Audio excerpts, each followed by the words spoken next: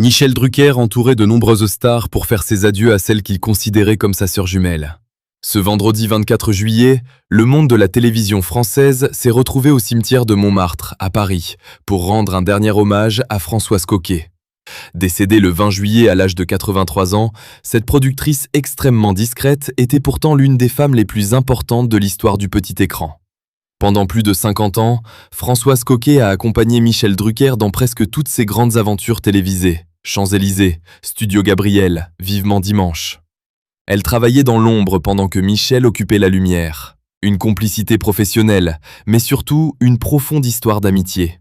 Caché derrière ses lunettes noires et visiblement bouleversé, Michel Drucker a été photographié aux côtés de Dominique Farrugia. L'animateur a également pris un moment pour se recueillir seul devant le cercueil de son ami, avant de rejoindre Vanessa, la fille de Françoise Coquet, et l'un de ses petits-fils. Autour de lui, les visages connus se sont succédés. Laurent Voulzy, Vincent Delerme, Alain Chamfort, Claude Sérillon, Manu Payet, Éric Antoine, Victor Vincent, Tom Villa, Jean-Philippe Janssens ou encore Guy Lagache. Chanteurs, animateurs, humoristes et producteurs avaient tous tenu à venir saluer cette femme de l'ombre qui avait participé à la carrière de nombreuses personnalités.